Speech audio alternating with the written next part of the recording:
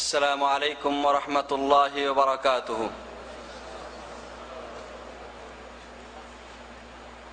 إن الحمد لله نحمده ونستعينه ونعوذ بالله من شرور أنفسنا ومن سيئات أعمالنا. من يهده الله فلا مضل له ومن يضلل فلا هادي له. وأشهد أن لا إله إلا الله وحده لا شريك له وأشهد أن محمدا عبده ورسوله. أما بعد فإن خير الحديث كتاب الله وخير الهدي هدي محمد صلى الله عليه وسلم وشر الأمور محدثاتها وكل محدثة بدعة وكل بدعة ضلالة وكل ضلالة في النار. ثم أما بعد فأعوذ بالله من الشيطان الرجيم. بسم الله الرحمن الرحيم.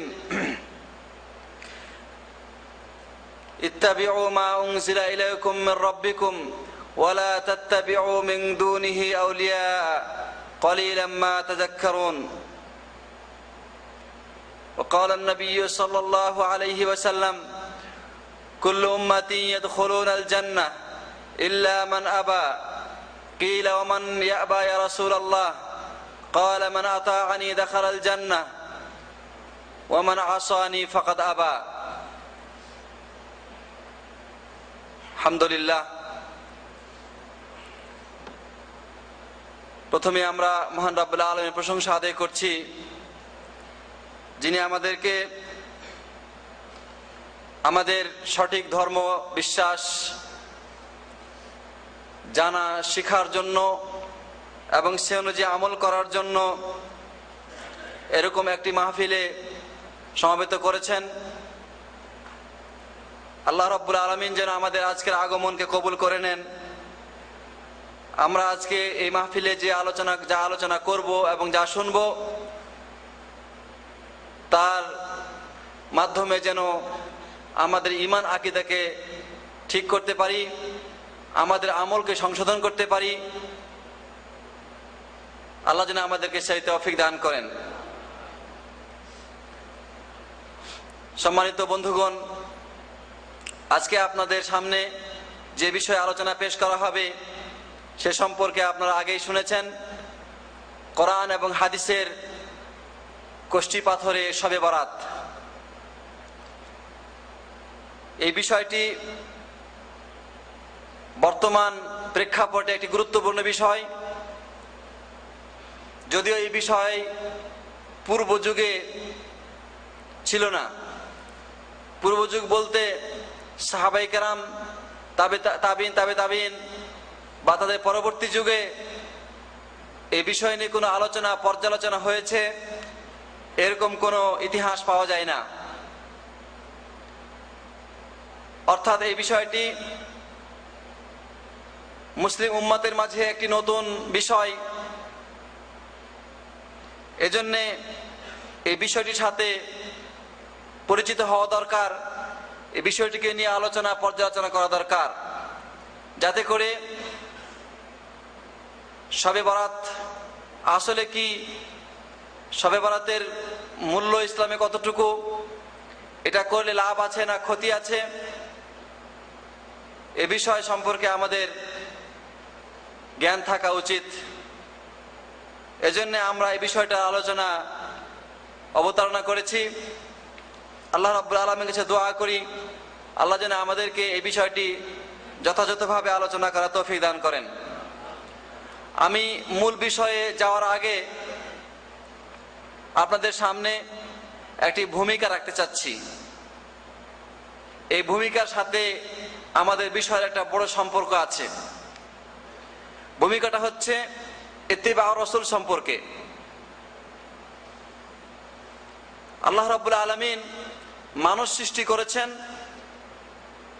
এবং মানুষকে তাদের জীবন চলার জন্য সংবিধান দিয়েছেন।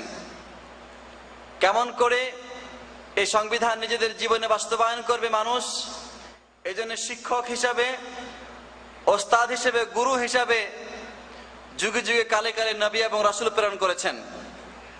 তার ধারাবাহিকতায় সর্বশেষ জীবন বিধান সর্বশ্রেষ্ঠ গ্রন্থ হচ্ছে আল কোরআন। আর এই কোরআনের বাস্তবায়নকারী, এই কোরআনকে প্রচার প্রসারকারী হচ্ছেন সর্বশেষ নবী, সর্বশ্রেষ্ঠ নবী, যাকে সাইয়্যিদুল মুরসালিন বলা হয়েছে। সেই নবীকে প্রেরণ করা হয়েছে। তিনি এই কোরআন পড়েছেন, কোরআন বুঝেছেন, কোরআন অনুযায়ী নিজের জীবনে আমল করেছেন এবং সে কোরআনকে সমাজে প্রতিষ্ঠা দান করেছেন, মানুষের মাঝে এর প্রচার প্রসার ঘটিয়েছেন। এজন্যই আল্লাহ রাব্বুল আলামিনের রেজামন্দি তখনই হাসিল করা যাবে যখনই আমি ওই টার্গেটে, আল্লাহ রেজামন্দি হাসিলের টার্গেটে পৌঁছার জন্য নবী করিম সাল্লাল্লাহু আলাইহি সাল্লামের তরিকা এবং তার পথ এবং মতকে অনুসরণ করে চলব। এই জন্যে আল্লাহ রাব্বুল আলামিন পবিত্র কোরআনে কারিমে বিভিন্ন জায়গায় এটার গুরুত্ব দিনে আরোপ করেছেন। আমরা জানতাম না ঈমান কি, আমরা জানতাম না নামাজ কি, আমরা জানতাম না সিয়াম কি, আমরা জানতাম না নেক কাজ কি, আমরা জানতাম না আল্লাহর আনুগত্য কাকে বলে।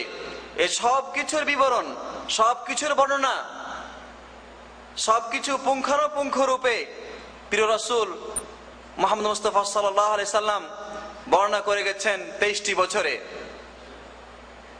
এবং তার দুনিয়া থেকে চলে যাওয়ার আগ মুহূর্তে এই ধর্মকে, এই দ্বীনকে পরিপূর্ণ করে রেখে গেছেন। আল্লাহ তাআলা ও কথা কোরআনে বলে দিয়েছেন, আল-ইয়াওমা আকমালতু লাকুম দীনাকুম ওয়া আতমামতু আলাইকুম নি'মাতি ওয়া রাদিতু লাকুমুল ইসলাম দীনা। আজ আমি তোমাদের দ্বীনকে পরিপূর্ণ করে দিলাম, আমার নিয়ামত তোমাদেরকে পূর্ণরূপে দান করলাম, আর জীবন বিধান হিসাবে তোমাদেরকে দান করলাম ইসলাম। সুতরাং ইসলাম পরিপূর্ণ, দ্বীন পরিপূর্ণ, জীবন বিধান পরিপূর্ণ। এখানে কোনো অপূর্ণতা নেই, এখানে নতুনত্বের কোনো স্থান জায়গা নেই। আল্লাহ রাব্বুল আলামিন আমাদের জন্য এই ধর্মকে পরিপূর্ণ করে দিয়েছেন, আর এই ধর্মের মাঝেই আমাদের কর্মগুলোকে সীমাবদ্ধ রেখে দিয়েছেন। আল্লাহ বলছেন, ইত্তাবিউ মা উনজিলা ইলাইকুম মির রাব্বিকুম, তোমাদের রবের পক্ষ থেকে যা নাজিল করা হয়েছে তোমরা তারই অনুসরণ করো। ওয়ালা তাত্তাখিযু মিন দুনিহি আউলিয়া, এবং তাকে বাদ দিয়ে অন্য কোন ওলি আউলিয়া, পীর, ফকির, দরবেশ এসবের অনুসরণ করিও না। আল্লাহ তাআলা সূরা আরাফের প্রথম আয়াতে এই কথা বলে দিয়েছেন। আল্লাহর পক্ষ থেকে যা নাজিল করা হয়েছে সেটার অনুসরণ করতে বলা হয়েছে। কোরআন আল্লাহর পক্ষ থেকে নাজিল হয়েছে, কোরআনের মধ্যে সব বর্ণনা পাওয়া যাবে না। আল্লাহ নবী সাল্লাল্লাহু আলাইহি সাল্লামের জীবনীতে তার বিশদ বর্ণনা, বিশদ বিবরণ পাওয়া যাবে। এজন্য আল্লাহর নবীর জীবনী, তার কর্মনীতি এবং তার কথা, এগুলি আল্লাহর পক্ষ থেকে নাজিলকৃত। আল্লাহ তাআলা কোরআনে কারিমে বলে দিয়েছেন তার নবী সম্পর্কে, তার নবী কথা সম্পর্কে, ওমা ইয়ানতিকু আনিল হাওয়া ইন হুয়া ইল্লা ওয়াহয়ুন ইউহা। সূরা নজমে আল্লাহ বলে দিয়েছেন, প্রিয় নবী সাল্লাল্লাহু আলাইহি সাল্লাম নিজের কল্পনা প্রসূত, নিজের মস্তিষ্ক প্রসূত, নিজের ভিতর থেকে, নিজের ইচ্ছা থেকে তিনি কোনো কথা বলতেন না। ওমা ইয়ানতিকু, তিনি যেই কথা মুখ দিয়ে উচ্চারণ করতেন সেটা আল্লাহর পক্ষ থেকে ওহী হয়ে তার কাছে আসতো, তিনি সেটা উচ্চারণ করতেন। সুতরাং নবীর কথা আল্লাহর পক্ষ থেকে নাজিলকৃত। এই জন্য আপনারা শুনেছেন ওহী দুই প্রকার, ওহী মাতলু, ওহী গায়র মাতলু, অর্থাৎ সরাসরি আল্লাহর পক্ষ থেকে ওহী, আর একটা হচ্ছে পরোক্ষভাবে আল্লাহর পক্ষ থেকে ওহী। সরাসরি ওহী হচ্ছে কোরআন, এবং পরোক্ষভাবে যেটা ওহী হিসেবে এসেছে সেটা হচ্ছে সুন্নাত। সুতরাং এই সুন্নাতকে নাজিল করা হয়েছে আল্লাহর পক্ষ থেকে কোরআন, নাজিলকৃত কোরআনের ব্যাখ্যা করার জন্য। আল্লাহ তাআলা বলে দিয়েছেন, ওয়ানাজ্জালনা ইলাইকা যিকরা লিতুবায়্যিনা লিন-নাসি মা নুযিলা ইলাইহিম, আপনার কাছে আমি এই কোরআনকে নাজিল করেছি যাতে করে আপনি মানুষের সামনে এটাকে বিশুদ্ধভাবে বর্ণনা করে দেন। সুতরাং আল্লাহ নবী সাল্লাল্লাহু আলাইহি ওয়াসাল্লামের কাজ ছিল কোরআনকে ব্যাখ্যা করে দেওয়া, কোরআনকে মানুষকে বুঝিয়ে দেওয়া, এবং এই কোরআনের কথা প্রচার প্রসার করা। এই জন্যে আল্লাহ নবী সাল্লাল্লাহু আলাইহি ওয়াসাল্লামের তরিকা ছাড়া অন্য কোনো তরিকা, অন্য কোনো পথ এবং মতে কখনো নাজাত পাওয়া যাবে না, কখনো কোরআন মানা যাবে না, কখনো এই কোরআনের প্রতি আমল করা যাবে না। কোরআনকে আল্লাহ তাআলা হেফাজত করেছেন, সেই সাথে সাথে নবীর দ্বীনকে, ইসলামকে হেফাজত করেছেন, এবং এই হেফাজত করার জন্য আল্লাহ তাআলা এর গ্যারান্টি নাজিল করে বলেছেন, ইন্না নাহনু নাযালনা যিকরা ওয়া ইন্না লাহু লাহাফিজুন, নিশ্চয় আমি জিকির নাজিল করেছি আর এই জিকিরকে হেফাজত করার দায়িত্ব হচ্ছে আমার। জিকির বলতে এখানে ইসলাম উদ্দেশ্য, কোরআন উদ্দেশ্য, তথা আল্লাহ নবী সুন্নাহ উদ্দেশ্য। কারণ আল্লাহ তাআলা শুধু কোরআনকে হেফাজত করেছেন এমন কথা নয়, আল্লাহ তাআলা কোরআনকে হেফাজত করেছেন, সেই সাথে সাথে সুন্নাতকে হেফাজত করেছেন। যদিও কোরআনের মাঝে কোনো প্রকার কোনো পরিবর্তন নিয়ে আসার জন্য মানুষ কখনো অগ্রসর হয়নি এবং হওয়ার চেষ্টা করে লাভবান হয়নি, কিন্তু যেহেতু আল্লাহ নবী সাল্লাল্লাহু আলাইহি ওয়াসাল্লামের যুগে সুন্নাত সরাসরি লিখিত হয়নি, এজন্য মানুষ পরবর্তী যুগে এর মধ্যে কিছু না কিছু অনুপ্রবেশ ঘটানোর চেষ্টা করেছে। কিন্তু আল্লাহ তাআলা যুগে যুগে কালে কালে এমন কিছু মানুষ পাঠিয়েছেন যারা এই সুন্নাতকে হেফাজত করেছে, এবং এই সুন্নাতের মধ্যে যে সমস্ত বিষয় অশুদ্ধ এবং আল্লাহর নবী থেকে নয়, যেটি আল্লাহর পক্ষ থেকে নয়, সেগুলি আল্লাহ রাব্বুল আলামিন তাদেরকে তারা হেফাজত করিয়ে নিয়েছেন। যেমন ইমাম বুখারী, ইমাম মুসলিম, ইমাম আহমদ বিন হাম্বল, ইমাম আবু হানিফা, ইমাম শাফি, ইমাম মালিক, এ ধরনের বড় বড় আইম্মায়ে কেরাম দ্বারা যারা ছিলেন এলেমের সাগর পাহাড়, যারা কোনো কিছু শুনলে, মুখস্থ করলে, কোনো কিছু একবার তাদের কানে আসলে সাথে সাথে তারা মুখস্থ করতেন এবং সেইভাবে মানুষের সামনে সেটা উপস্থাপন করতেন এবং প্রকাশ করতেন। তাদের স্মৃতিশক্তিতে কোনো প্রকার কোনো ত্রুটি কখনোই ছিল না, যার কারণে দ্বীনকে সহিশুদ্ধভাবে বিশুদ্ধভাবে হেফাজত করা সম্ভব হয়েছে। সুতরাং আমরা এই দ্বীনের প্রতি আমল করার জন্য ফাইন তানাজাতুম ফি শাইইন ফারুদ্দুহু ইলাল্লাহি ওয়ার রাসূল, দ্বীন এবং ইসলামের প্রতি আমল করার জন্য যদি কখনো তোমাদের মাঝে মতবিরোধ দেখা যায়, তাহলে আল্লাহ এবং তার রাসূলের দিকে ফিরে আসবে এবং সেখান থেকে তোমার সমাধান নেবে। এবং আল্লাহ এবং তার রাসূলের দিকে ফিরে আসার অর্থ হচ্ছে আল্লাহর কোরআন অনুসন্ধান করা, এবং দ্বিতীয় কথা হচ্ছে আল্লাহ নবী সাল্লাল্লাহু আলাইহি ওয়াসাল্লামের সুন্নাতের অনুসরণ করা। আল্লাহর কোরআন আমাদের মাঝে রয়েছে, নবীর সুন্নাত আমাদের মাঝে রয়েছে। সুতরাং দুনিয়া এবং আখিরাতে কল্যাণ পেতে চাইলে, দুনিয়া এবং আখিরাতে মঙ্গল পেতে চাইলে, মুক্তি এবং নাজাত পেতে চাইলে কোরআনের অনুসরণ এবং রাসূলের সুন্নাহর অনুসরণ ছাড়া অন্য কোনো উপায় নেই। আল্লাহ রাব্বুল আলামিন এই কথা বলে দিয়েছেন যে তোমরা আতিউল্লাহ ওয়া আতিউর রাসূল, তোমরা আল্লাহর অনুসরণ করো এবং রাসূলের অনুসরণ করো। আজকে ইমাম সাহেব এটা তেলাওয়াত করেছেন এশার নামাজে, ইয়া আইয়ুহাল্লাযীনা আমানু আতিউল্লাহ ওয়া আতিউর রাসূল ওয়া উলিল আমরি মিনকুম, হে ঈমানদারগণ তোমরা আল্লাহর আনুগত্য করো এবং রাসূলের আনুগত্য করো, এবং উলিল আমর তোমাদের যারা নেত্রী পর্যায়ে তাদের কথা অনুসরণ করো। এ কথার অর্থ হচ্ছে এই যারা কর্তৃত্বশীল এবং নেতৃত্বশীল রয়েছে তাদের অনুসরণ করতে হবে তখন যখন সেই অনুসরণটা হবে আল্লাহ এবং তার রাসূলের অনুসরণের মাঝে। যদি আল্লাহ এবং তার রাসূলের আনুগত্যের বাহিরে হয় সে কথা মানা চলবে না। সে যেই হোক না কেন, নেতা হোক না কেন, বা ইমাম হোক না কেন, বা অলি হোক না কেন, যত বড় মুহাদ্দিস হোক না কেন, তার কথা গ্রহণযোগ্য হবে না। আর যখন কিনা মানুষ আল্লাহ এবং তার রাসূলের আনুগত্য করবে, আল্লাহ রাব্বুল আলামিন তাদেরকে ভালোবাসবেন এবং তাদের গুনাহগুলো ক্ষমা করে দিবেন, তাদেরকে জান্নাত দান করবেন। আল্লাহ রাব্বুল আলামিন কোরআনে কারিমে বলছেন, মাইয়ুতিউর রাসূলা ফাকাদ আতা আল্লাহ, যে রাসূলের অনুসরণ করলো সে আল্লাহর অনুসরণ করলো। আল্লাহ তাআলা আরো বলছেন, কুল ইন কুনতুম তুহিব্বুনাল্লাহ ফাত্তাবিউনি ইউহিব্বুকুমুল্লাহ, আপনি বলে দিন যে তোমরা যদি আল্লাহকে ভালোবেসে থাকো তাহলে তোমরা আমার অনুসরণ করো, অর্থাৎ প্রিয় রাসূল মুহাম্মদ সাল্লাল্লাহু আলাইহি ওয়াসাল্লামের অনুসরণ করো। তাহলে কি হবে? আল্লাহ রাব্বুল আলামিন তোমাদেরকে ভালোবাসবেন, ইউহিব্বুকুমুল্লাহ, আল্লাহ তোমাদেরকে ভালোবাসবেন। আর আল্লাহ যাকে ভালোবাসবেন তাকে তিনি দুনিয়াতে শান্তি দান করবেন, আখিরাতে তাকে শান্তি দান করবেন। দুনিয়াতে শান্তি দান করবেন, আখিরাতে তাকে শান্তি দান করবেন, তার গুনাহগুলি ক্ষমা করে দিবেন। আল্লাহ বলছেন ওয়া ইয়াগফির লাকুম যুনুবাকুম, এবং আল্লাহ তোমাদেরকে তোমাদের গুনাহগুলোকে, তোমাদের পাপগুলোকে মার্জনা করে দিবেন, ক্ষমা করে দিবেন। আর যে ব্যক্তি এভাবে আল্লাহর আনুগত্য করবে, রাসূলের অনুসরণ করবে, রাসূল যে পথে চলেছে সে পথে জীবনকে পরিচালনা করবে, তার জন্য জান্নাত রয়েছে। আল্লাহ নবী সাল্লাল্লাহু আলাইহি ওয়াসাল্লাম ইরশাদ করছেন, কুল্লু উম্মতি ইয়াদখুলুনাল জান্নাহ, আমার উম্মতের প্রত্যেক ব্যক্তি জান্নাতে প্রবেশ করবে, ইল্লা মান আবা, কিন্তু সে লোক জান্নাতে প্রবেশ করবে না যে জান্নাতে যাইতে অস্বীকার করে। সাহাবায়ে কেরাম প্রশ্ন করলেন, কিলা ওয়া মান ইয়াবা, এমন কেউ আছে নাকি সে জান্নাতে যেতে অস্বীকার করে? আল্লাহ নবী সাল্লাল্লাহু আলাইহি ওয়াসাল্লাম বললেন যে মান আতাআনি দাখালাল জান্নাহ, যে আমার অনুকরণ করলো, আমার পদাঙ্ক অনুসরণ করে আমার কথা মেনে চললো, আমার কর্মনীতি অনুকরণ করলো, সে জান্নাতে প্রবেশ করলো। ওয়ামান আসানি, এবং যে আমার নাফরমানি করলো, আমার পথ এবং মতের বাইরে চলে গেল, ফাকাদ আবা, সেই লোকই জান্নাতে যেতে অস্বীকার করলো। তাহলে আল্লাহর নবীর তরিকাকে ছেড়ে দিয়ে অন্য তরিকা গ্রহণ করলে জান্নাতে যাওয়া যাবে না। আর যে জান্নাতে যাওয়া যাবে না, যে ব্যক্তি জান্নাতে যাবে না, তার দুনিয়ার জীবনও সংকীর্ণময় হবে, আখিরাতের জীবনও সংকীর্ণময় হবে।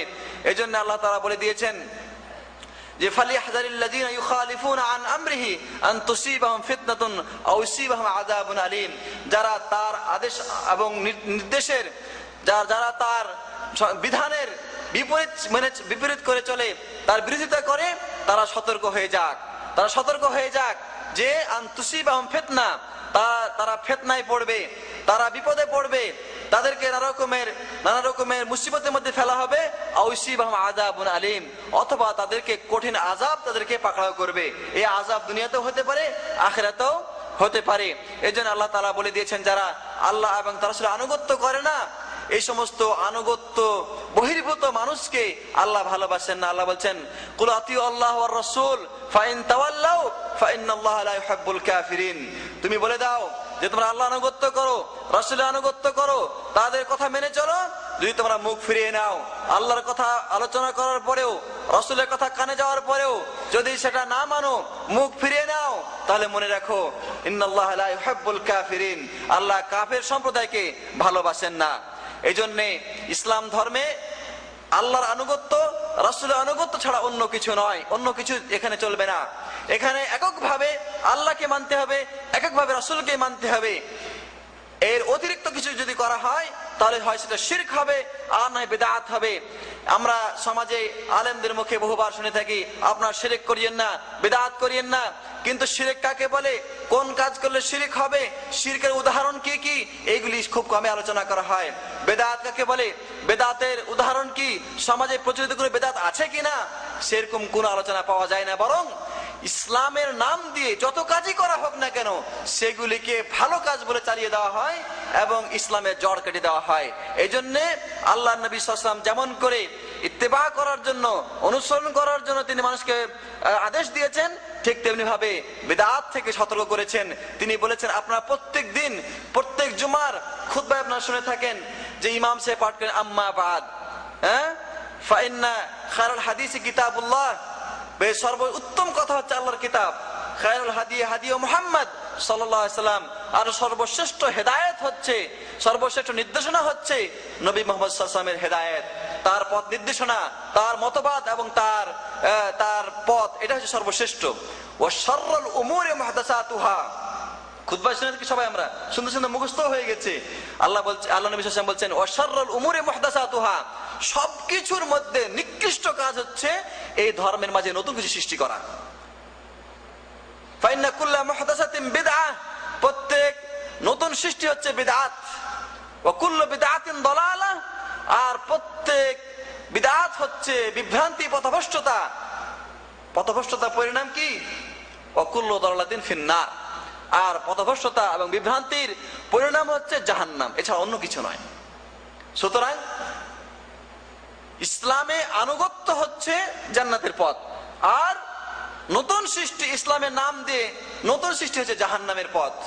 এজন্য আব্দুল্লাহ ইবনে মাসউদ বলেছেন, ইত্তাবিউ ওয়ালা তাবতাদিউ ফাকাদ কুফিতুম, তোমরা অনুসরণ করো, নতুন কিছু সৃষ্টি করিও না, ইবাদতের নাম দিয়ে বিদআত করিও না, কেননা তোমাদের জন্য যা দেওয়া হয়েছে এই ধর্ম, এই ইসলাম যথেষ্ট।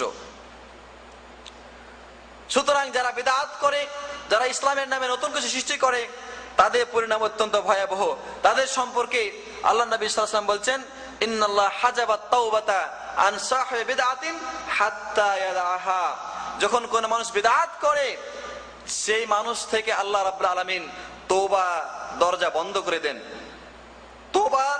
তার মাঝে এবং তওবার মাঝে একটা পর্দা লটকিয়ে দেন।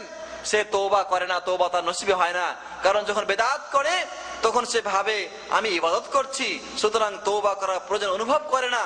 যতক্ষণ সে ওই বিদআতকে না ছেড়ে দেবে, সেখান থেকে ফেরত না আসবে, ততক্ষণ আল্লাহ তার তওবা কবুল করবেন না। সুতরাং বিদআত যারা করবে তাদের পরিণাম অত্যন্ত ভয়াবহ। মনে রাখবেন, বিদআত আমাদের সমাজে ভাগ করা হয় দুই ভাগে বিভক্ত, ভালো বিদআত, মন্দ বিদআত। তা আমি এটার আলোচনায় আসবো, আমাদের এই বিষয়ের আলোচনায় আসবো যে ভালো বেদাত এবং মন্দ বেদাত। ইসলামে বেদাত বলতে সবই খারাপ, এখানে ভালো কোনো বেদাত নাই, মন্দ কোনো বেদাত নাই, সব বেদাতই হচ্ছে খারাপ। কেননা যে জিনিসটা অন্যায় এবং যে জিনিসটা খারাপ, সেটাকে দুই ভাগে ভাগ করা চলে না। তবে কোন কোন বেদাত এরকম আছে যে এক ধরনের বেদাত হলো কুফরি, ইসলাম থেকে বের করে দেয়, আলাদা ধরনের বেদাত হচ্ছে কি ইসলাম থেকে বের করে দেয় না, তবে ওই ব্যক্তির আমল বরবাদ হয়ে যায় এবং কিয়ামতের দিন সে আল্লাহর নবীর সুপারিশ থেকে বঞ্চিত হয়, হাউজে কাউসারের পানি থেকে সে বঞ্চিত হয়। সুতরাং বেদাত অত্যন্ত জঘন্য জিনিস।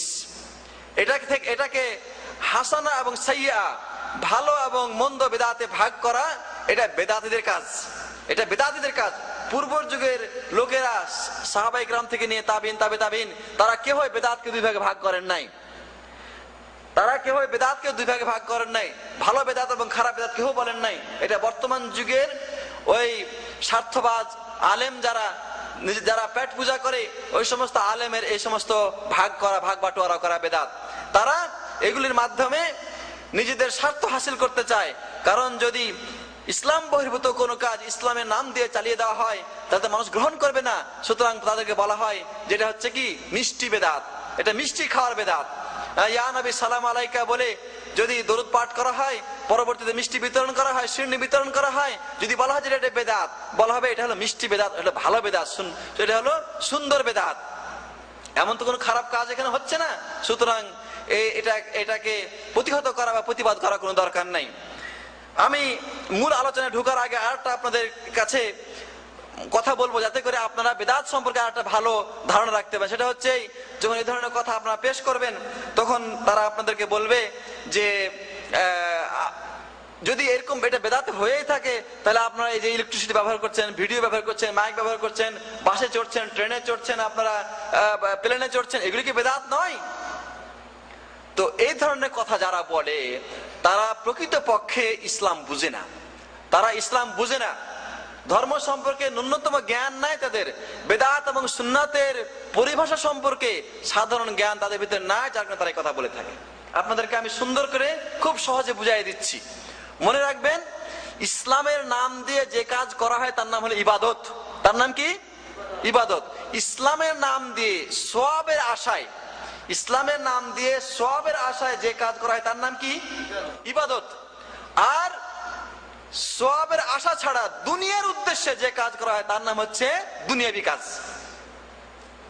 তাহলে আপনারা ভালো করে বুঝতে পেরেছেন যে রেলগাড়ির সাথে এই মিলাদ পড়া বা শবে বরাত করার তুলনা করা চলবে না।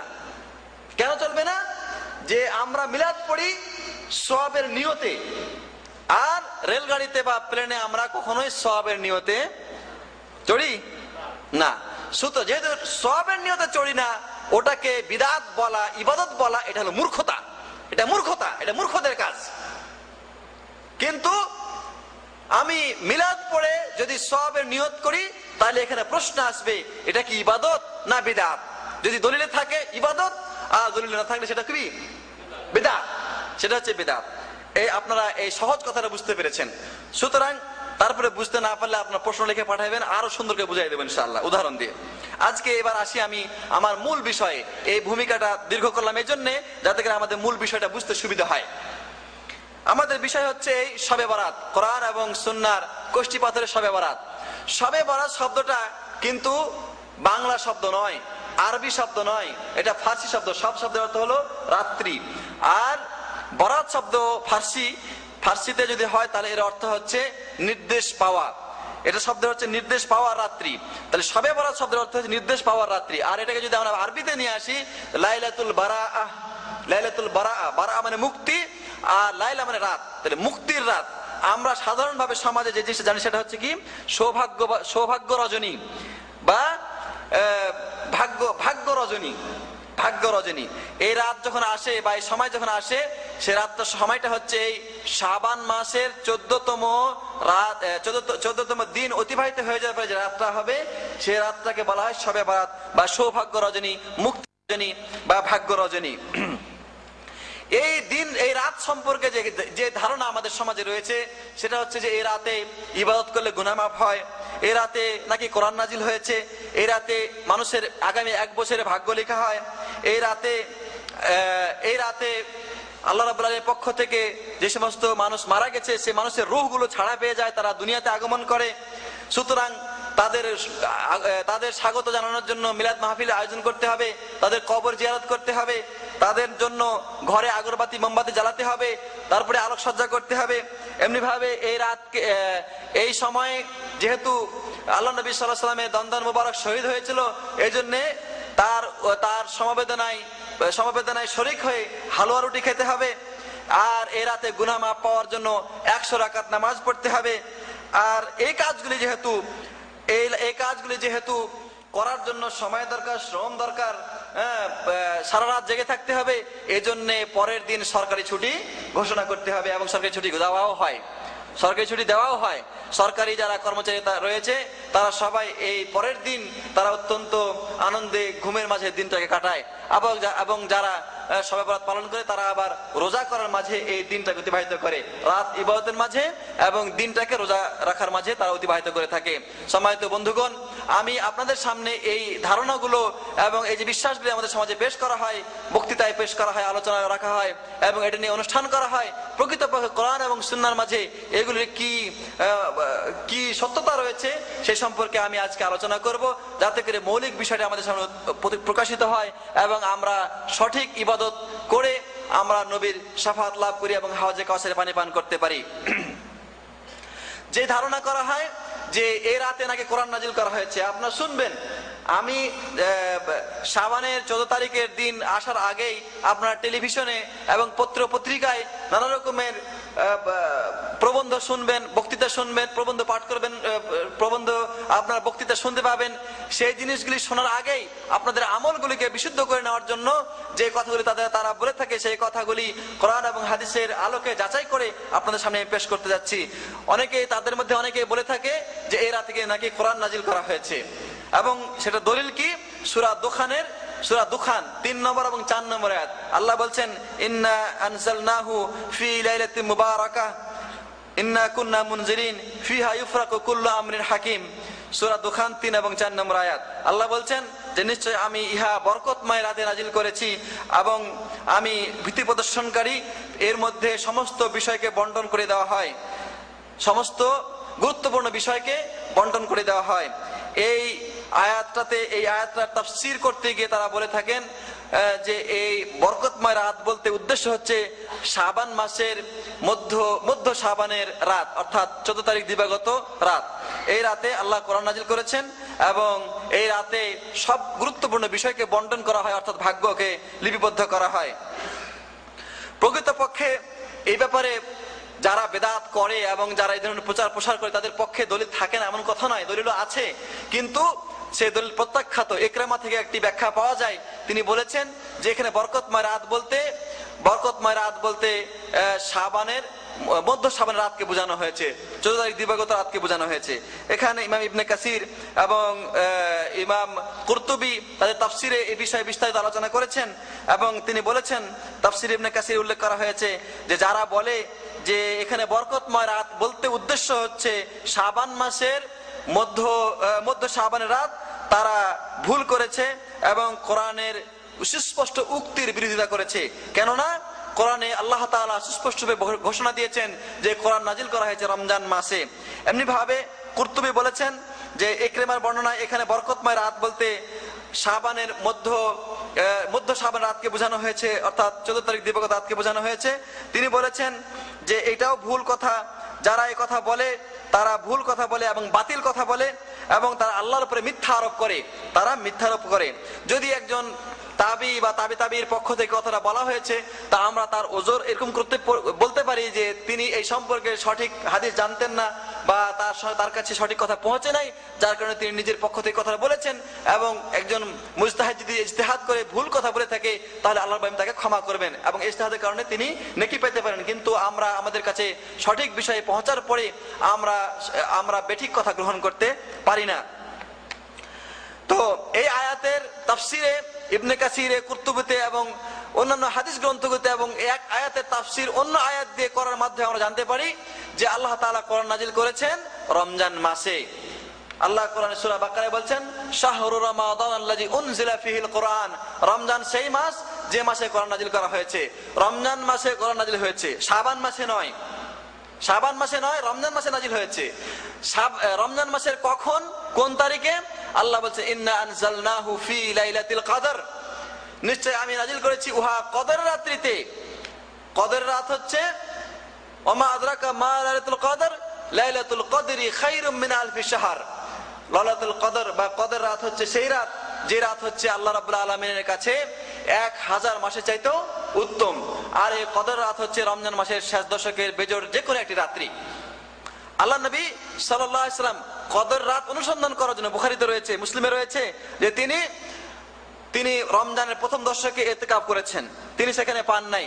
রমজানের দ্বিতীয় দশকে ইতিকাফ করেছেন, সেখানে তিনি পান নাই। রমজানের তৃতীয় দশকে তিনি ইতিকাফ করেছেন, করে তিনি এই লাইলাতুল কদরকে পেয়েছেন এবং তা বিজোড় রাত্রিতে পেয়েছেন। সুতরাং এই কদরের রাত্রিতে কোরআন নাজিল করা হয়েছে এবং ইতিহাস থেকে পাওয়া যায় যে রমজান মাসের 21 তারিখের রাতে কোরআন নাজিল হয়েছে, যখন নবী করিম সাল্লাল্লাহু আলাইহি সাল্লাম গারে হেরায় ছিলেন। সুতরাং কোরআন নাজিলের কথা যদি শাবান মাসে বলা হয়, তাহলে কোরআনে অপব্যাখ্যা করা হয়, কোরআনে অন্যান্য আয়াতকে অস্বীকার করা হয় এবং জমহুর অধিকাংশ ওলামায়ে দ্বীনের তাদের মতামতকে প্রত্যাখ্যান করা হয় এবং এটা ভুল ব্যাখ্যা রূপে প্রমাণিত হচ্ছে। সুতরাং কোরআন নাজিল রমজান মাসে হয়েছে এই কথাই আমাদের জানতে হবে এবং এটাই কোরআন থেকে এবং আমরা হাদিস থেকে জানতে পারলাম। ওরা একটা কথা এখানে বলে থাকে, সেটা হচ্ছে এই যে শাবান মাসে কোরআন নাকি নাজিল হয়েছে, এটা লোহে মাহফুজ থেকে দুনিয়ার আসমানে অবতীর্ণ হয়, অতঃপর সে দুনিয়ার আসমান থেকে রমজান মাসে নবীর কাছে আসে। এই যে একটা ব্যাখ্যা তারা পেশ করে, এই ব্যাখ্যাটা সম্পূর্ণ দলিলবিহীন। এরকম কোন ব্যাখ্যা পূর্ব যুগের কোন মুফাসসিরিনে কেরাম কেউ করে নাই। সুতরাং এটা সম্পূর্ণ বানাওয়াটি এবং মিথ্যা ব্যাখ্যা। এই ব্যাখ্যার দিকে আমাদের মন দেওয়া চলবে না। এমনি ভাবে লেখা হয়, বলা হয় যে এই রাতে আল্লাহ রাব্বুল আলামিন নাকি আগামী 1 বছরের তকদির, ভাগ্য লিখে রাখেন। যে আগামী 1 বছর ভাগ্য, কার বিবাহ হবে, কে জন্ম লাভ করবে, কার মৃত্যু হবে, কে রিজিক পাবে, সবগুলি এই রাতে লেখা হয়। আর এই কারণে যেহেতু ভাগ্য লেখা হয়, এই জন্য আমার ভাগ্য যাতে করে ভালো হয়, এই জন্যে সারা বছর নামাজের কোনো ধারে কাছেও নাই, নেক কাজের কোনো ধারে কাছেও নাই, সর্বাবস্থায় শয়তানি, বাটপারি, বেনামাজি অবস্থায় তার দিন অতিবাহিত হয়। যখন শাবান মাস আসে, তখন সারা বছরের মাঝে সবচাইতে গুরুত্বপূর্ণ এবং শ্রেষ্ঠতম রাত হিসেবে এই রাতকে গ্রহণ করে গোসল করে, নতুন কাপড় পরে, আতর সুগন্ধি লাগিয়ে, টুপি মাথায় দিয়ে মসজিদে সবার আগে কাতারে হাজির হয়ে যায়, যাতে করে সারা রাত ইবাদত বন্দেগী করে আমার ভাগ্যটা সঠিকভাবে আল্লাহর কাছে লেখা হয়ে যায়। আগামী 1 বছর যেন আমি আরো বেশি করে সঠিকভাবে নিরাপত্তার সাথে, নিরাপদের মাঝে আমি যেন বাটপারি এবং শয়তানি করতে পারি এবং আমি বেনামাজি হয়ে আরো সুন্দরভাবে জীবনযাপন করতে পারি, এরকম ভাগ্য যেন আমার লেখা হয়ে যায়। এই জন্য সবাই এই কাজ শুরু করে দেয়। সম্মানিত বন্ধুগণ, এই শবে বরাতের রাতে বা 14 তারিখ শাবান মাসের 14 তারিখ দিবাগত রাতে ভাগ্য লেখা হয়, এই ব্যাপারে আল্লাহর পক্ষ থেকে, রাসূলের পক্ষ থেকে নির্দিষ্ট কোনো প্রমাণ নেই। আল্লাহ রাব্বুল আলামিন কোরআনে কারিমে সূরা কমারের 49 নম্বর আয়াতে, 52 নম্বর আয়াতে, 53 নম্বর আয়াত আল্লাহ বলছেন, ইন্না কুল্লা শাইইন খালাকনাহু বিকদর, প্রত্যেকটা জিনিস আমি পরিমিত রূপে কদরের সাথে সৃষ্টি করেছি। আল্লাহ বলছেন, কুল্লু শাইইন ফাআলুহু ফিজ জুবুর, প্রত্যেকটা বস্তু মানুষ যা করবে তা লিপিবদ্ধ করা আছে। ওয়া কুল্লু সগীরিন ওয়া কাবীরিন মুস্তাতার, প্রত্যেকটা ছোট এবং বড়, সামান্য এবং বেশি, সব জিনিস আল্লাহ রাব্বুল আলামিন লিখে রেখেছেন। আর এটা কখন লেখা হয়েছে? মুসলিম শরীফে বর্ণনায় বলা হয়েছে, আল্লাহ নবী সাল্লাল্লাহু আলাইহি ওয়াসাল্লাম বলছেন, কাতাবাল্লাহু মাকাদিরাল খালায়েক ক্বাবলা খালকিস সামাওয়াতি ওয়াল আরদি বি50,000 সানা। আল্লাহ রাব্বুল আলামিন সৃষ্টিকুল সৃষ্টি করার আগে 50,000 বছর আগে সৃষ্টিকুলের ভাগ্য এবং তাদের তকদির লিখে রেখেছেন। অন্য রিওয়ায়াতে, তিরমিজির রিওয়ায়াতে বলা হয়েছে, আল্লাহ নবী সাল্লাল্লাহু আলাইহি ওয়াসাল্লাম বলছেন, আউয়ালু মা খালাকাল্লাহুল কলম, আল্লাহ তাআলা সর্বপ্রথম কলম সৃষ্টি করেন, অতঃপর কলমকে বলেন উকতুব, কলমকে বলা হয় তুমি লেখো। কলম বলে আমি কি লিখবো? আল্লাহ বললেন যে তুমি লেখো মাকাদিরুল খালায়েক, সৃষ্টিকুলের তকদির লেখো। এবং এটা ছিল এই পৃথিবী সৃষ্টি হওয়ার 50,000 বছর আগের কথা। সুতরাং এই দিনে ভাগ্য লেখা হয় বা এই রাতে ভাগ্য লেখা হয়, এটা সম্পূর্ণ কোরআন এবং হাদিস বহির্ভূত এবং যুক্তি বহির্ভূত কথা। সুতরাং এই আকীদা এবং বিশ্বাস রাখা কোনো মুসলমানের জন্য জায়েজ হবে না। এমনি ভাবে বলা হয় যে এই কদরের রাতে, এই শবে বরাতের রাতে গুনাহ মাফ করা হয়, এবং যেহেতু গুনাহ মাফ করা হয় এই জন্য রাতে নামাজ আদায় করতে হবে এবং দিনে সিয়াম পালন করতে হবে। এবং এটার পক্ষে দু একটা হাদিস উপস্থাপন করা হয়, যে হাদিসগুলি কোনোটা তিরমিজিতে রয়েছে, কোনোটা ইবনে মাজায় রয়েছে, কিন্তু এই হাদিসগুলো বিশুদ্ধ নয় কোনোটাই। আমি আপনাদের সামনে সে সম্পর্কে আলোচনা করছি। যেমন আলী রাদিয়াল্লাহু আনহু থেকে বর্ণিত হয়েছে, তিনি বলছেন আল্লাহ নবী সাল্লাল্লাহু আলাইহি সাল্লাম বলেছেন যে ইযা কানাত লাইলাতুন নিসফি মিন শাবান ফাকুমু লাইলাহা ওয়া সুমু নাহারাহা ফাইন্নাল্লাহা ইয়ানজিলু ফিহা লিগুরুবিশ শামসি ইলা সামাইদ দুনিয়া ফায়াকুলু আলা মিন মুস্তাগফিরিন লি ফাগফির লাহু আলা মুস্তারজিকিন ফারযুকহু আলা মুবতালান ফাআওয়া ফিহি আলা কাযা ওয়া কাযা হাত্তা ইয়াতলা আল ফজর। ইবনে মাজাহ বর্ণনায় আলী রাদিয়াল্লাহু আনহু থেকে বর্ণিত হয়েছে, তিনি বলছেন আল্লাহ নবী সাল্লাল্লাহু আলাইহি ওয়াসাল্লাম বলেছেন যে যখন শাবানের মধ্যরাত হয়, অর্থাৎ 14 তারিখ দিবাগত রাত আসে, তখন সেই সম্পর্কে আল্লাহ নবী বলছেন যে তোমরা এই রাতে কিয়ামুল লাইল করো, নামাজ পড়ো এবং দিনে রোজা রাখো। কেন? যে এই রাতে আল্লাহ রাব্বুল আলামিন সূর্য ডুবার পরেই দুনিয়া আসমানে নেমে আসেন, অতঃপর ফজর পর্যন্ত তিনি বান্দাদের আহ্বান করেন, আছে কোনো গুনাহগার আমাকে ডাকো, আমি তার গুনাহ মাফ করে দেব, আছে কোনো অভাবী আমাকে ডাকো, আমি তার অভাব মোচন করে দেব, আছে কোনো বিপদগ্রস্ত আমাকে ডাকো, তোমার বিপদ দূর করে দেব। এভাবে ফজর পর্যন্ত আল্লাহ রাব্বুল আলামিন বান্দাদের আহ্বান করে থাকেন। এই হাদিসটি এতে মানে একটি বিশুদ্ধ জিনিসের সাথে একটি অশুদ্ধ জিনিসকে মিলিয়ে দেওয়া হয়েছে। এই হাদিসের দুটা দিক রয়েছে, একটা হচ্ছে আল্লাহর দুনিয়ায় নেমে আসা, আর একটা হচ্ছে এই নেমে আসাটা শাবানের মধ্যরাতের ব্যাপারে বলা। তো এখানে দুটো জিনিস, এখানে একটা জিনিস বিশুদ্ধ, আর একটি হচ্ছে অশুদ্ধ। বিশুদ্ধটা হচ্ছে যে দুনিয়ার আসমানে নেমে আসা। আল্লাহ রাব্বুল আলামিন দুনিয়ার আসমানে নেমে আসেন সত্য, কিন্তু এটা শুধুমাত্র এই শাবান মাসের 14 তারিখ দিবাগত রাতে নয়। বুখারী এবং মুসলিমে বহু বর্ণনা এরকম পাওয়া যায়, যে বর্ণনায় বলা হয়েছে যে আল্লাহ রাব্বুল আলামিন প্রত্যেক রাতে, কুল্লা লাইলা, প্রত্যেক রাতে আল্লাহ তাআলা যখন রাতের 2/3 সময় অতিবাহিত হয়ে যায়, কোন কোন বর্ণনায় বলা হয়েছে যখন রাতের অর্ধেক সময় অতিবাহিত হয়ে যায়, আল্লাহ রাব্বুল আলামিন আরশে আজিম থেকে দুনিয়া আসমান নেমে আসেন, নেমে এসে তিনি বান্দাদেরকে আহ্বান করেন, আছো কোনো ক্ষমা প্রার্থনা করে আমাকে ডাকো, আমি তোমাকে ক্ষমা করে দেবো, আছো কোনো গুনাহগার আমাকে ডাকো, আমি তোমার গুনাহ মোচন করে দেবো, আছো কোনো অভাবী আমাকে ডাকো, অথবা অভাব দূর করে দেবো, আছো কোনো বিপদগ্রস্ত আমাকে ডাকো, আমি তোমার বিপদ দূর করে দেবো। এইভাবে ফজর পর্যন্ত আল্লাহ রাব্বুল আলামিন বান্দাদের আহ্বান করে থাকেন। এই হাদিসটি বুখারী এবং মুসলিমে রয়েছে, এবং এটা জানলাম যে প্রত্যেক রাতে এই কাজ হয়ে থাকে। সুতরাং এখানে যে শুধুমাত্র শাবানের 14 তারিখ দিবাগত রাতকে নির্ধারণ করা হলো, এটা ওই সহিহ হাদিসের বিপরীত হওয়ার কারণে গ্রহণযোগ্য নয়। এটা হলো 1 নম্বর কথা। 2 নম্বর কথা হচ্ছে এই যে এই হাদিসের বর্ণনাকারী যিনি রয়েছেন, তার মধ্যে একজন বর্ণনাকারী, তার নাম হচ্ছে ইবনু আবি সাবরা, হাদিসের একজন বর্ণনাকারী। সেই বর্ণনাকারী সম্পর্কে মুহাদ্দিসিনে কেরাম বলেছেন যে তিনি হচ্ছেন জয়ীফ, দুর্বল, এবং কোন কোন লোক বলেছেন যে ইনি হচ্ছে হাদিস জালকারী। এই লোকটা হাদিস বানাইতো, নবীর নাম দিয়ে হাদিস বানাইয়া সমাজে পেশ করত, তার মধ্যে এটা একটা হাদিস। সুতরাং যে লোক কিনা নবীর নাম দিয়ে হাদিস বানায়, তার বর্ণনা করা হাদিস কখনো গ্রহণযোগ্য হতে পারে না।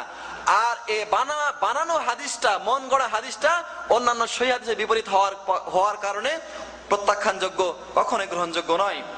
এমনি ভাবে আরেকটা হাদিস আয়েশা রাদিয়াল্লাহু আনহা থেকে প্রমাণ পাওয়া যায় যে এই রাতে নাকি আল্লাহ রাব্বুল আলামিন গুনাহ মাফ করে থাকেন। হাদিসটা তিরমিজিতে রয়েছে, সেখানে বলা হচ্ছে এই যে আল্লাহ নবী সাল্লাল্লাহু আলাইহি সাল্লাম একদা রাতে আয়েশার সাথে শুয়েছিলেন, হঠাৎ করে তিনি বিছানা থেকে উঠে চলে গেলেন। তো আয়েশা রাদিয়াল্লাহু তাআলা আনহা তিনি খোঁজার জন্য পিছে পিছে বের হলেন। তো যখন আল্লাহ নবী সাল্লাল্লাহু আলাইহি ওয়াসাল্লাম আয়েশাকে দেখলেন, তখন বললেন যে আয়েশা, তুমি কি মনে করেছো আল্লাহ এবং তার রাসূল তোমার উপরে কোনো জুলুম করবে? তারপরে তিনি আয়েশাকে লক্ষ্য করে বলে, আয়েশা, তুমি জানো যে আজকে এই শাবান মাসের 14 তারিখ দিবাগত রাত, সেই রাতে আল্লাহ তাআলা দুনিয়া আসমানে নেমে এসেছেন, এবং তিনি আজকে অধিক সংখ্যক অনেক মানুষকে তিনি কি করবেন? ক্ষমা করে দিবেন। তিনি বললেন এটাকে কত মানুষকে ক্ষমা করবেন সে কথা বলতে গিয়ে তিনি বললেন যে কলব একটা গোত্র ছিল সেই যুগের, কলব গোত্রে যত ছাগল আছে, ও প্রত্যেক ছাগলের শরীরে যে লোম আছে, ওই লোম পরিমাণ যত মানুষ হবে সমস্ত মানুষকে আল্লাহ পাবেন এই রাতে ক্ষমা করে দিবেন। এই হাদিসটা আল্লাহ নবী সাল্লাল্লাহু আলাইহি ওয়াসাল্লাম তার সামনে পেশ করলেন। তো এই হাদিসটা যে বলা হচ্ছে, এই হাদিসটা তিরমিজিতে রয়েছে। তো যিনি এই হাদিসটা বর্ণনা করছেন, তিনি বর্ণনা করে নিজেই বলে দিচ্ছেন এই হাদিসটা ঠিক না, এই হাদিসটা ঠিক না। তিরমিজি নিজে বর্ণনা করে তিনি বলছেন যে এই হাদিসটা আমি জানি না, এই হাদিস সম্পর্কে, এই হাদিসটা বিশুদ্ধতা সম্পর্কে আমার কোনো জ্ঞান নাই। এই হাজ্জাজ বিন আরতাত নামে একজন লোক হাদিসটা বর্ণনা করেছে, আর মুহাম্মদ বিন ইসমাইল আল বুখারী, যিনি বুখারী শরীফের লেখক, তিনি বলেছেন এই হাদিসটা গ্রহণযোগ্য নয়, এটা দুর্বল হাদিস। কেন? এই হাদিসের মধ্যে কারণ হচ্ছে এই যে এক নম্বর কথা হচ্ছে হাজ্জাজ বিন আরতাদ যে হাদিসে বর্ণনা করেছে তিনি হলো দুর্বল বর্ণনাকারী।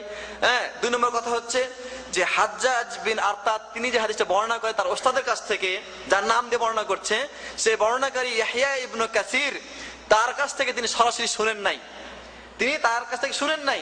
এমনি ভাবে ইয়াহইয়া ইবনে কাসির তিনি যে হাদিসটা তার ওস্তাদ উরওয়ার কাছ থেকে বর্ণনা করছেন, ওই উরওয়ার কাছ থেকেও ইয়াহইয়া এই হাদিসটা শুনে নাই। তাহলে বোঝা যাচ্ছে তাদের মাঝখানে একটা গ্যাপ রয়ে গেছে।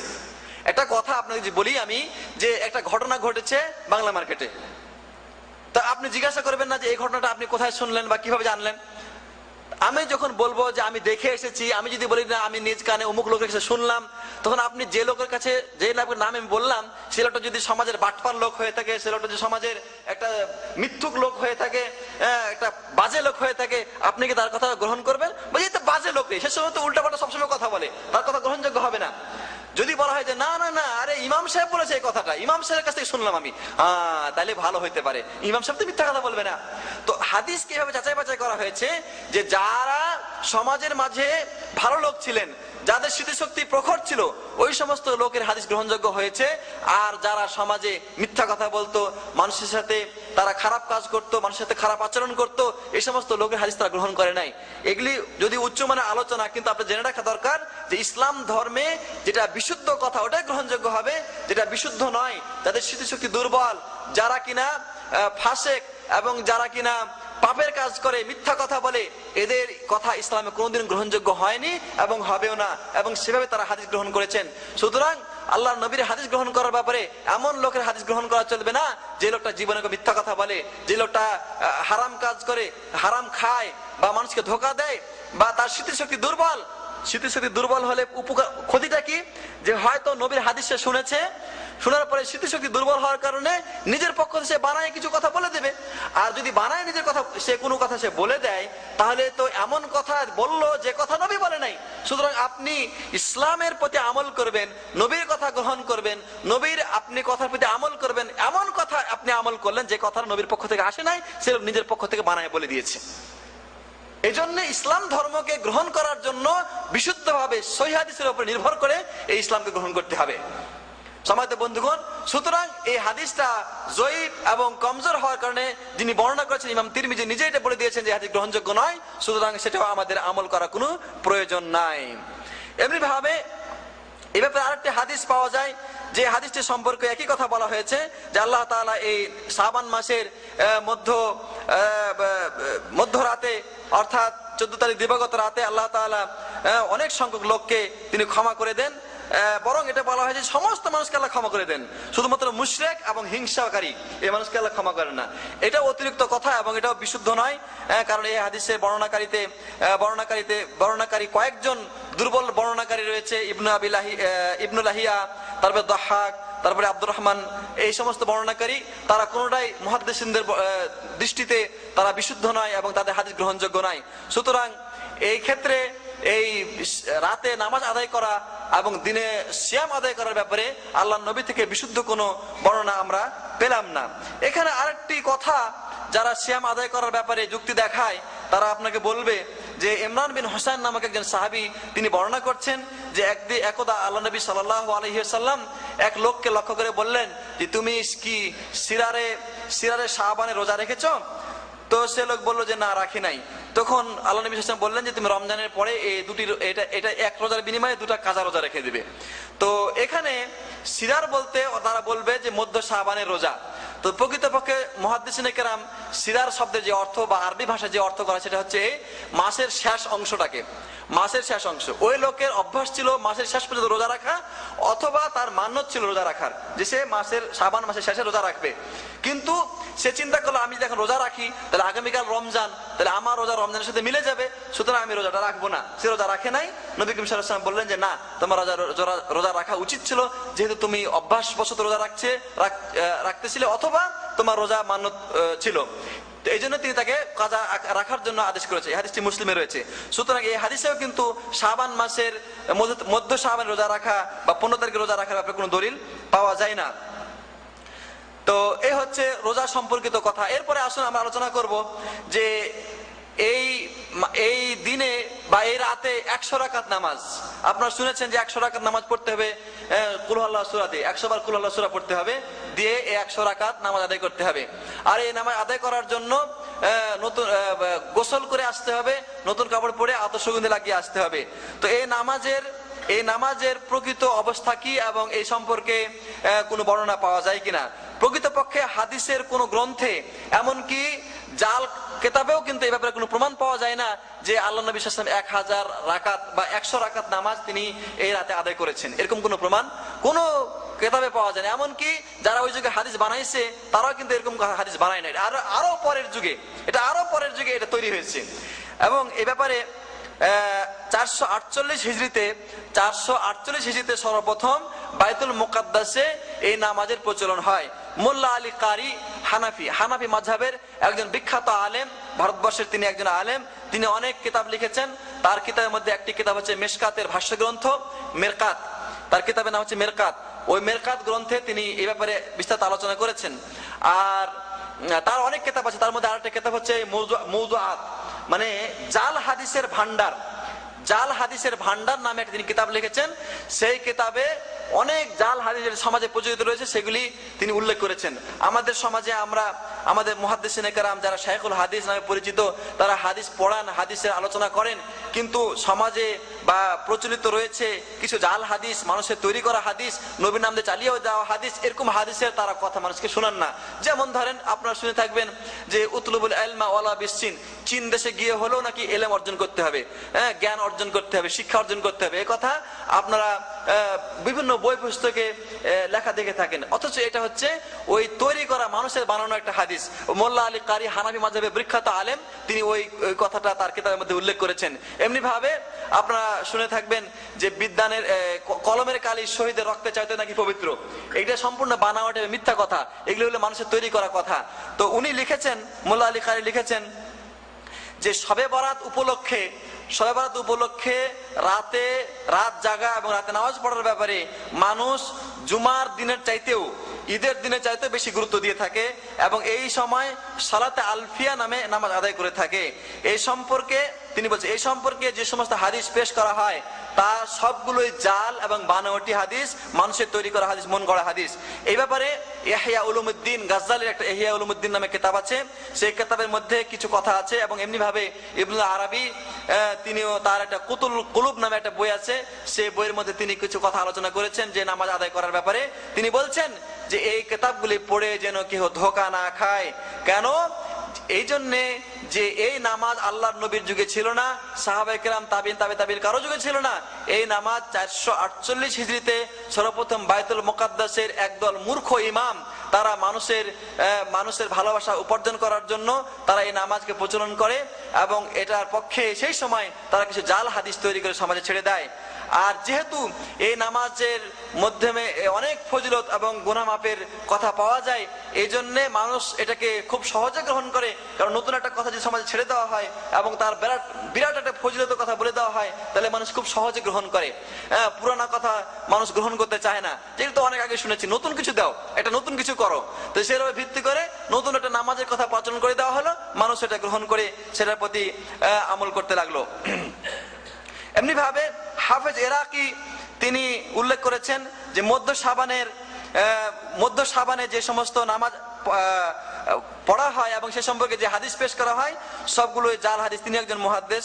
এমনিভাবে ইমাম নববী, যিনি মুসলিম শরীফের ব্যাখ্যা লিখেছেন, ভাষ্য গ্রন্থ লিখেছেন, তিনি বলেছেন যে রজব মাসের প্রথম শুক্রবারে বা রজব মাসের শবে মেরাজকে কেন্দ্র করে যে সমস্ত নামাজ পাঠ করা হয়, আদায় করা হয়, এমনি ভাবে মধ্য শাবান রাতে যে 100 রাকাত নামাজ পড়া হয়, এগুলি সবই হচ্ছে বিদআতে দলালা, জঘন্যতম বিদআত।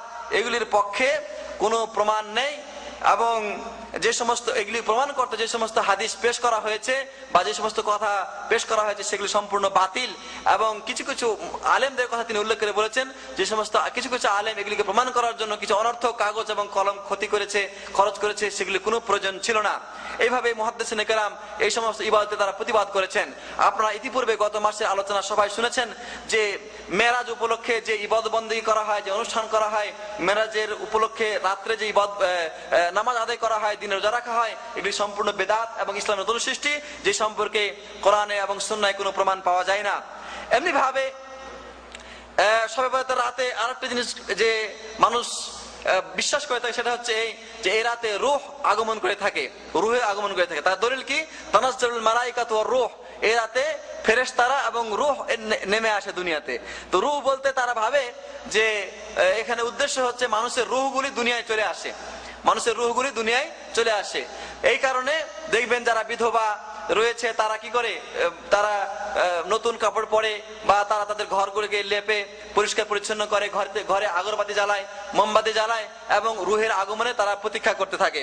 তো এই এই এই যে একটা বিশ্বাস, এটা সম্পূর্ণ ভ্রান্ত বিশ্বাস। তার কারণ হচ্ছে এই যে তানাজ্জুল মালাইকাতু ওয়ার রূহ, ফেরেশতা এবং রুহের আগমন, এটা হচ্ছে কদরের রাত্রে হয়ে থাকে, কদরের রাত্রে হয়ে থাকে, যেটা আপনারা সূরা কদরে শুনেছেন, ইন্না আনজালনাহু ফি লাইলাতুল কদর, লাইলাতুল কদরি খায়রুম মিন আলফি শাহর, তানাজ্জুলুল মালাইকাতু ওয়ার রূহ। এই কদরের রাত্রে মালায়েকা ফেরেশতারা নাজিল হন এবং রূহ বলতে এখানে জিবরিল আমিন উদ্দেশ্য, জিবরিল আলাইহিস সালাম উদ্দেশ্য, এটা অন্য কোনো ফেরেশতা বা অন্য কোনো রূহ উদ্দেশ্য নয়, যে সম্পর্কে তাফসীর ইবনে কাসির এবং অন্যান্য গ্রন্থে সঠিকভাবে বর্ণনা রয়েছে। সুতরাং এটা একটি ভ্রান্ত ধারণা।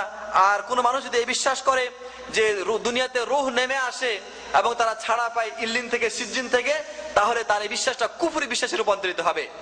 এবং তাদের এই আগরবাতি মোমবাতি জ্বালানোটা হিন্দুদের একটি উৎসবের সাথে মিলে যায়। হিন্দুদের একটি উৎসব রয়েছে যেটাকে দেওয়ালি উৎসব বলা হয়। তারা বছরের একটা নির্দিষ্ট দিনে তারা কি করে, ঘরের মাঝে, তাদের ঘরে, তাদের অফিসে, তাদের ইবাদত খানায়, সর্বক্ষেত্রে তারা কি করে, আগরবাতি জ্বালায়, মোমবাতি জ্বালায়, এবং তারা এই রাতটাকে উদযাপন করে, উৎসব করে। তো ঠিক একই অনুকরণে মুসলমানদের মাঝে একদল লোক, তারাও এই দিন আসলে বা এই রাত আসলে তারা আগরবাতি জ্বালায়, মোমবাতি জ্বালায়, এবং শুধু তাই নয়, তারা তাদের ঘরকে আলোকসজ্জা করে এবং বিল্ডিং গুলিকে আলোকসজ্জা করে, এবং এগুলির মাধ্যমে তারা অর্থ সম্পদের অপচয় করে থাকে। আর এগুলি প্রকৃতপক্ষে যে হিন্দুদের অনুসরণের কথা বলার অপেক্ষা রাখে না। মনে রাখবেন, আল্লাহ রাব্বুল আলামিন কোরআনে কারিমে বলে দিয়েছেন, কোন মানুষ যখন দুনিয়া থেকে চলে যায় তখন সে আর পৃথিবীতে ফেরত আসতে পারে না, কারণ আল্লাহ রাব্বুল আলামিন তার জন্য একটা আর পর্দা রেখে দিয়েছেন। আল্লাহ বলছেন, ওমিন ওয়ারাইহিম বারযাখুন ইলা ইয়াউমি ইউবআসুন, তাদের পিছনে রয়েছে বারজাখী জীবন, যেখান থেকে তারা আর কখনো ফিরে আসতে পারবে না, কিয়ামত পর্যন্ত তারা সেখানে অবস্থান করবে। এটা আল্লাহ রাব্বুল আলামিন কোরআনে কারিমে বলে দিয়েছেন। সুতরাং কোন মানুষ যদি বিশ্বাস করে যে মানুষ মৃত্যুবরণ করার পরে আবার দুনিয়ায় আসে বা আমাদের দেখা করতে আসে বা আমাদের আশেপাশে ঘুরে বেড়ায়, আমাদের বাড়ি দেখে শুনে যায়, তাহলে এটা সম্পূর্ণ কুফরি হবে এবং এই বিশ্বাস কোরআন বহির্ভূত হবে, যেটা কোনো মুসলমানের জন্য জায়েজ নয়। এরপরে এই যে বিশ্বাসটা, আমি আপনাদের সামনে একটা ঘটনা শোনাই, যে এটা তো সাধারণভাবে সমস্ত রুহের ব্যাপারে মানুষ ধারণা করে থাকে যে রুহগুলি বছরের একটা নির্দিষ্ট সময় ছাড়া পড়ে থাকে, ছাড়া পায় এবং তারা আমাদের মানুষের দেখতে আসে, তারা বাড়ি ঘরে কিভাবে কে কি আছে তারা দেখে যায়। যদি সাধারণ মানুষের ক্ষেত্রে এটা হয়ে থাকে, তাহলে পীর আউলিয়া যারা, তাদের ক্ষেত্রে কি হবে? তো পীর আউলিয়ার ক্ষেত্রে বলা হয়েছে যারা পীর এবং অলি, আল্লাহর অলি, তারা মরে না। তারা যেহেতু মরে না, নবীরাও মরে না, আমাদের নবী নাকি জিন্দা রয়েছেন, হায়াতুন নবী, তো তারা মরে না, অলিরাও মরে না। যেহেতু অলিরা মরে না, সেহেতু তিনি কি করেন, তাদের যারা মুরিদ রয়েছে তাদের তিনি দেখাশোনা করেন। তো অনেক আগের ঘটনা, আমি এক জায়গায় দাওয়াতি কাজে গেছিলাম, সেখানে এক ভাই কথা প্রসঙ্গে আমাকে বলেছেন যে ভাই, আমার আম্মার একজন পীর সাহেব ছিলেন, তো ওই পীর সাহেব যখন মারা যান তখন ওই পীর সাহেব আমার নানা বাড়ি এলাকার লোক, তো তিনি যখন মারা যান তখন সেখানে তাকে একটা মাজার দেওয়া হয়, তার একটা মাজার করে দেওয়া হয়। আর মারা যাওয়ার আগে পীর সাহেব আমার আম্মাকে তিনি খাসভাবে বিশেষভাবে বলে যান যে আমি যদি মারা যাই তাহলে তুমি তোমার বাড়িতে আমার নামে একটা মাজার তৈরি করবে, এবং তুমি যদি ওই মাজার তৈরি করো তাহলে বিভিন্ন সময় আমি তোমার দেখাশোনা করার জন্য তোমার বাড়িতে আমি উপস্থিত হব।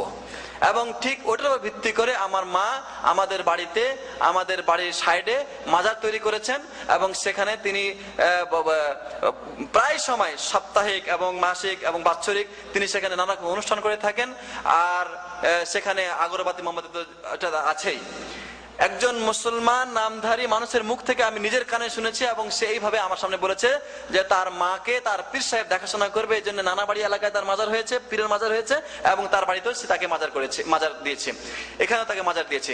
তো সম্মানিত বন্ধুগণ, এটা কোনো মুসলমানের আকীদা নয়, যদি এরকমই হয়ে থাকে তাহলে আমরা আমাদের প্রত্যেকের বাড়িতে আসুন না আমরা প্রিয় নবী সাল্লাল্লাহু আলাইহি ওয়াসাল্লামের একটা মাজার করি, রাসূলুল্লাহ আমাদেরকে দেখাশোনা করবেন, তিনি আমাদের বিপদ আপদ উদ্ধার করে দিবেন।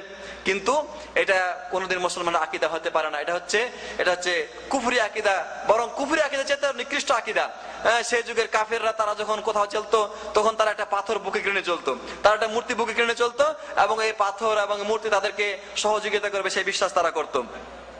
যাই হোক, রুহের আগমনে যে বিশ্বাস করা হয় সম্পূর্ণ ভ্রান্ত বিশ্বাস, এবং সেই বিশ্বাস থেকে আমাদের ঈমানকে রক্ষা করতে হবে।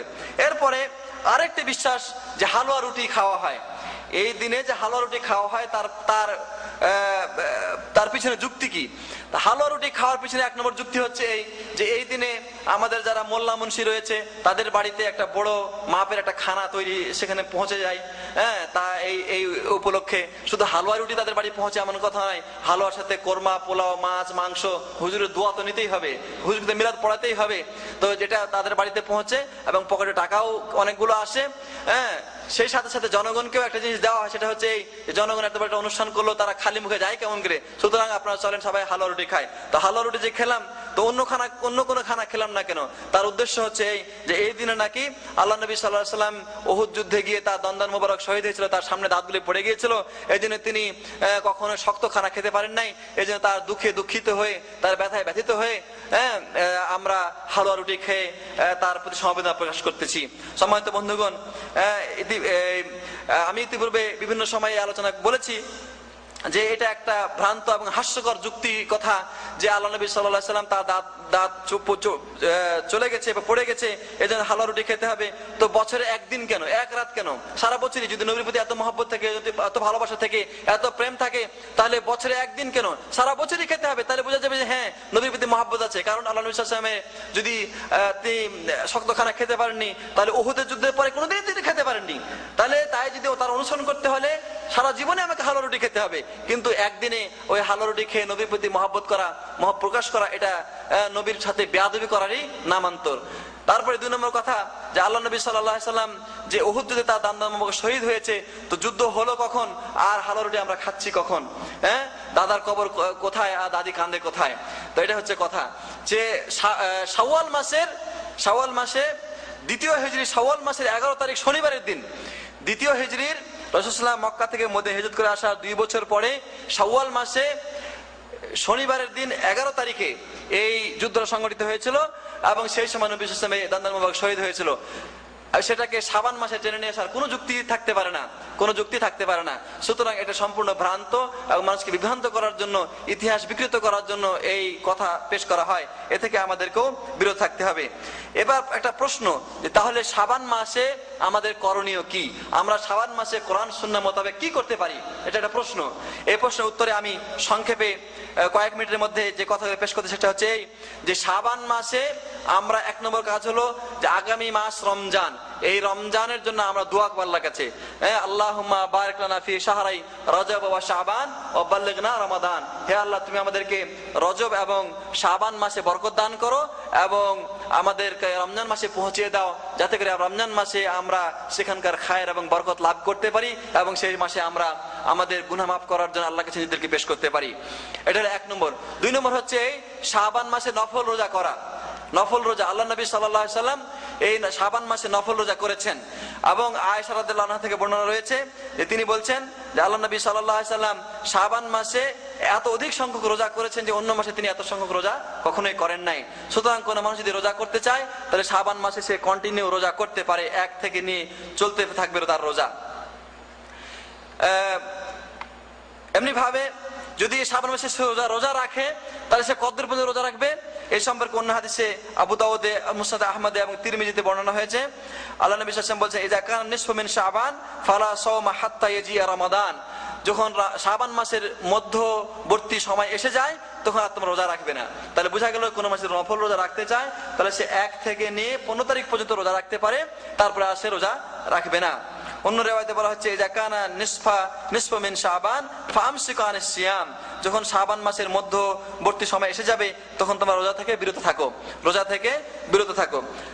এমনি ভাবে কোন মানুষের যদি কোন রোজা কাজা থাকে, রমজান মাসে কোন রোজা কাজা থাকে, তাহলে তার এই কাজা রোজা এর আদায় করা সর্বশেষ সীমান্ত হচ্ছে শাবান মাস।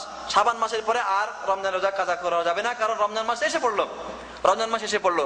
আয়েশা রাদিয়াল্লাহু আনহা বলেন যে আমার রোজা কাজা থাকতো রমজান মাসে, কিন্তু সারা বছর আমি এই রোজাগুলি কাজা আদায় করতে পারতাম না। শাবান মাসে যখন আল্লাহ নবী সাল্লাল্লাহু আলাইহি ওয়াসাল্লাম রোজা রাখতেন তখন আমি এই রোজাগুলি রেখে ফেলতাম। সুতরাং শাবান মাসে কারো যদি রোজা কাজা থেকে থাকে তাহলে সেটা সে আদায় করবে। এমনি ভাবে শাবান মাসে আরো রোজা রাখা যায়। যদি কোনো মানুষ সাপ্তাহিক রোজা রাখা তার কোনো অভ্যাস থেকে থাকে, যেমন সোমবার বৃহস্পতিবার, তাহলে সে শাবান মাসে সোমবার বৃহস্পতিবার রোজা রাখতে পারে। সেই সোমবার বৃহস্পতিবার শাবানের 15 তারিখ পড়লো, তার কোনো অসুবিধা নাই। এমনি ভাবে কারো যদি আইয়ামে বীর বা প্রত্যেক মাসের চন্দ্র মাসের 3 দিন রোজা রাখা কারোর অভ্যাস থেকে থাকে, তাহলে সে এই দিনে রোজা রাখতে পারে। শাবানের 13, 14, 15 তাতে কোনো গুনাহ হবে না, এটা তার জন্য জায়েজ রয়েছে। কিন্তু খাস ভাবে বিশেষভাবে শুধুমাত্র শাবানের 15 তারিখে রোজা রাখা এটা কোনো মুসলমানের জন্য জায়েজ হবে না। কেন? আল্লাহ নবী সাল্লাল্লাহু আলাইহি ওয়াসাল্লাম থেকে এর কোনো প্রমাণ আমরা পেলাম না, যেটা আমরা এই আলোচনায় বুঝতে পারলাম। কেননা নির্দিষ্টভাবে কোনো দিন, কোনো সময় এবং কোনো মাসের মর্যাদা আমরা তখনই জানতে পারবো যখন এই ব্যাপারে আল্লাহর পক্ষ থেকে, রাসূলের পক্ষ থেকে কোনো প্রমাণ থাকবে। যেহেতু এই ব্যাপারে নির্দিষ্টভাবে আমরা সহিহ রায়াতে কোনো প্রমাণ পাচ্ছি না, সুতরাং এই দিনকে কেন্দ্র করে কোনো ইবাদত, কোনো রাত জাগা এবং কোনো রোজা রাখা এটা আমাদের জন্য কোনো ক্রমেই জায়েজ হবে না। সম্মানিত বন্ধুগণ, আপনারা বহুকাল যাবত এই সৌদি আরবে বসবাস করছেন, যেখানে ইসলাম নাজিল হয়েছে, যেখানে ইসলামের সঠিক বাণী প্রসারিত হচ্ছে এবং আমল হচ্ছে, সেখানে কোনোদিন আপনারা শবে বরাতের কোনো নামাজ দেখেন নাই, কোনো ইবাদত দেখেন নাই, কোনো আতশবাজি দেখেন নাই, কোনো মোমবাতি আগরবাতি দেখেন নাই, আলোকসজ্জা দেখেন নাই। এখানকার ইমাম সাহেবরা কখনো শবে বরাত করার জন্য কাউকে আমন্ত্রণ জানান নাই। সুতরাং এই ইবাদতগুলি যে বিদআত, এ কথা বলার অপেক্ষা রাখে না। মনে রাখবেন যে বিদআত ইসলামে নতুন সমস্ত কাজই হচ্ছে বিদআত। সুতরাং যারা শবে বরাত উদযাপন করে, পালন করে, তারা বিদআত করে, তাদের থেকে আমাদেরকে সতর্ক থাকতে হবে। আর আপনারা যারা আজকে আলোচনা শুনলেন তারা সবাই এই থেকে বিরত হবেন এবং প্রত্যেকে টেলিফোনের মাধ্যমে, মোবাইলের মাধ্যমে, চিঠির মাধ্যমে আপনারা বা মেসেজের মাধ্যমে জানিয়ে দিবেন যে এই শবে বরাতের কোনো ইবাদত যেন আমাদের বাড়িতে না হয়। সমাজে আপনি বাধা দিতে না পারলেও অন্তত আপনার বাড়ি থেকে এই ইবাদত, বিদআত নামক এই ইবাদতকে আপনারা উৎখাত করার চেষ্টা করবেন, যাতে করে আপনার বাড়িতে যদি এটা উৎখাত হয় তাহলে আপনি পরবর্তীতে অন্যকে দাওয়াত দিবেন এবং তারাও এই থেকে বিরত হবে এবং ইনশাআল্লাহ এক সময় আমাদের সমাজ থেকে বিদআতকে উৎখাত করা সম্ভব হবে। আল্লাহ রাব্বুল আলামিনের কাছে আমরা দোয়া করি, আল্লাহ রাব্বুল আলামিন যেন আমাদেরকে সঠিক ইবাদত জানার তৌফিক দান করেন এবং বিদআত থেকে আমাদেরকে রক্ষা করেন। আর বিদআত চিনে, কোনটা বিদআত এবং কোনটা ইবাদত তা চিনে যেন সেইভাবে আমাদের জীবনকে পরিচালনা করার তৌফিক দান করেন। আল্লাহুম্মা আমিন। আকুলু কওলি হাযা আস্তাগফিরুল্লাহ লি ওয়া লাকুম ওয়া লিসাইরিল মুসলিমিন ফাস্তাগফিরুহুল গফুরুর রহিম ওয়া সাল্লাল্লাহু আলা নাবিয়িনা মুহাম্মদ ওয়া আলা আলিহি ওয়া সাহবিহি আজমাইন। আসসালামু আলাইকুম ওয়া রাহমাতুল্লাহি ওয়া বারাকাতুহু।